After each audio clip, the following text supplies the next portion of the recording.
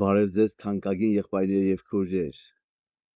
Այսօր մենք հասել ենք երկրորդ օրինաց 27 եւ 28 գլուխները։ Այս գլուխները Աստվածաշնչի ամենալուրջ եւ միաժամանակ ամենախոր գլուխներից է։ Այստեղ Աստված իր ժողովրդի առաջ դնում է երկու ճանապարհ՝ օրհնություն եւ անեծ, կյանք եւ մահ, հնազանդություն եւ անհնազանդություն։ Երկրորդ օրինաց 27-րդ գլխում Իսրայելը պետք է կանգներ երկու լեռների առաջ։ Գարիզին լեռը ներկայացնում էր օրհնությունը, իսկ Հեբաղ լեռը անեծքը։ Սա միայն պատմական իրադարձություն չէր, սա ամբողջ մարդկության պատմության պատկերն էր։ Ադամից հետո ամբողջ մարդկությունը հայտնվեց մեղքի եւ անեծքի տակ։ Ոչ ոք չէր կարող լիովին կատարել Աստծո օրենքը։ Եվ այստեղ սկսում ենք տեսնել Հիսուս Քրիստոսի անհրաժեշտությունը։ Օրենքը ցույց էր տալիս, թե ինչպիսին է Աստծո սրբությունը, բայց չէր կարող փոխել մարդու սիրտը, այն ցույց էր տալիս հիվանդությունը, բայց չէր տալիս բուժումը։ Բուժումը եկավ Հիսուս Քրիստոսի միջոցով։ 28-րդ գլխում տեսնում ենք օրհնությունների եւ անեծների երկար ցուցակը։ Աստված խոստանում է, որ եթե ժողովուրդը հնազանդվի, կորտնվի քաղաքում եւ դաշտում, մուտքում եւ ելքում,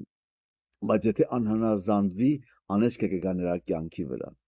Այս գլուխը բացահայտում է մեծ ճշմարտություն։ Մարդը սեփական ուժերով չի կարող հասնել Աստծո կատարյալ չափանիշին։ Եվ հենց այստեղ է, որ ավետարանը դառնում է բարի լուր։ Գաղատացիների 3:13-ում գրված է. Քրիստոսը մեզ փրկեց օրենքի անեծքից, ինքը անեծք դառնալով մեզ համար։ Ինչ հզոր խոսքեր թանկագիններ։ Այն անեծքը, որ պետք է գար մեզ վրա, ընկավ Հիսուսի վրա։ Այն դատաստանը, որ մենք էինք արժանի, նա վերցրեց իր վրա։ Խաչի վրա Հիսուսը կանգնեց մեր տեղում։ Նա կրեց մեր մեղքը,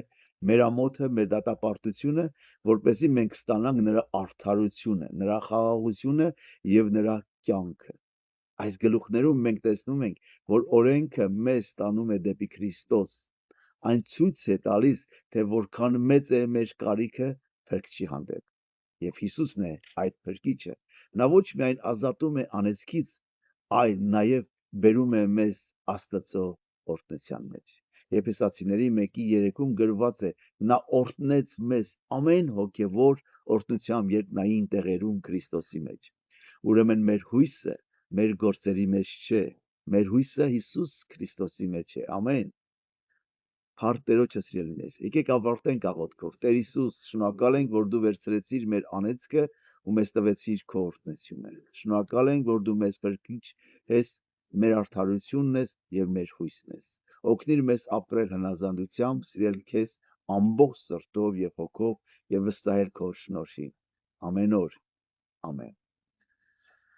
Հանկագիններ, եթե ունեք ձեր մեկնաբանությունները, կարող եք գրել մեկնաբանությունների մեջ եւ կիսեք ձեր ընկերների հետ եւ Աստծո կամքով կհանդիպենք հաջորդ գլուխներում։ Եղեք օրհնված։ Ամեն։